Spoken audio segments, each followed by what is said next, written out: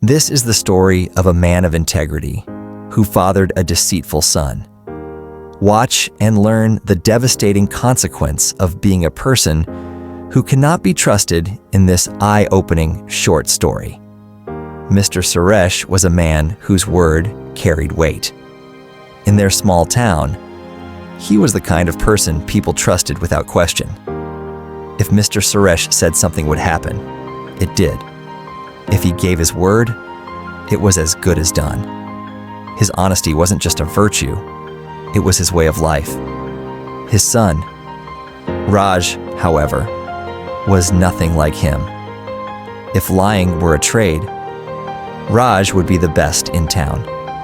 He had a knack for twisting the truth so well that even when he spoke plainly, people still had doubts. If Raj pointed at the sun and called it bright, you might have to glance up just to be sure. People often wondered how a man like Mr. Suresh could have a son like Raj. They would say, the apple doesn't fall far from the tree, but Raj must have rolled down a hill and into another field.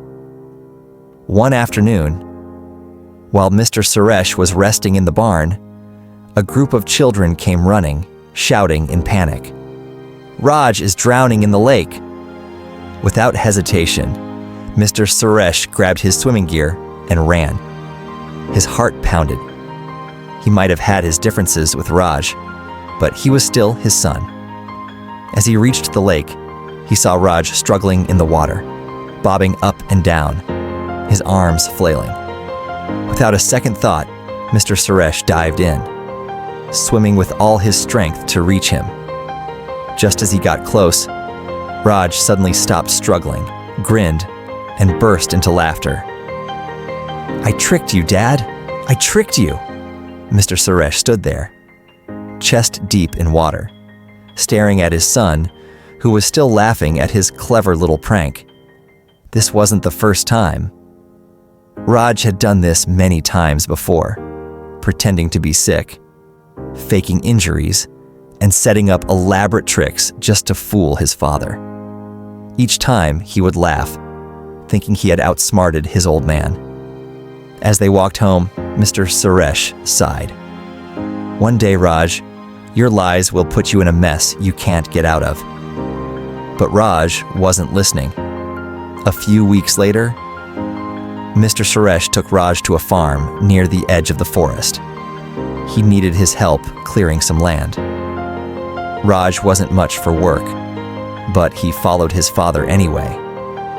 Mr. Suresh was in the barn when he heard a scream.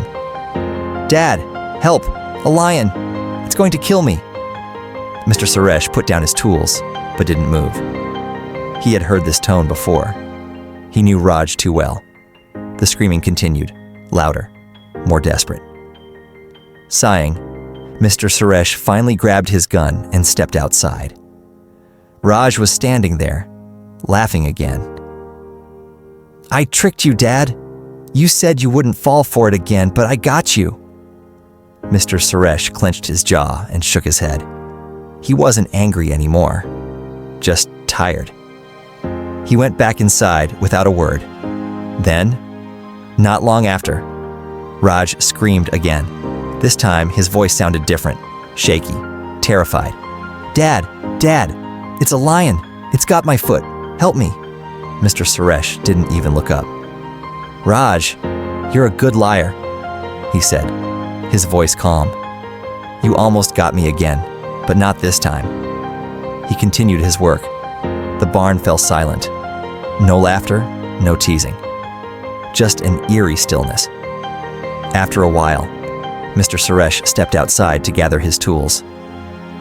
That's when he saw it, a trail of blood leading toward the forest. This time, Raj had told the truth. But by then, his lies had already decided his fate. Trust, once broken, is hard to repair. A person's words are like a vessel. If cracked too often, people hesitate to drink from it, even when it holds clean water. When we misuse trust, we don't just deceive others. We build a reputation that follows us like a shadow. A single moment of truth cannot undo years of deceit.